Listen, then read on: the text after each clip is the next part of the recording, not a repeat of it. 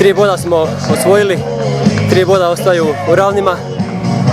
Očekivali smo tešku utakmicu, znali smo da su Brda tvrda ekipa koja igra izuzetno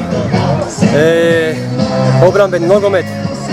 I eto, pokazalo se tako, zabili smo taj rani zgoditak, kasnije smo malo njima prepustili inicijativu, primili taj gol pri kraju utakmice, međutim sabrali smo se i eto, dali taj sretni gol pri kraju utakmice.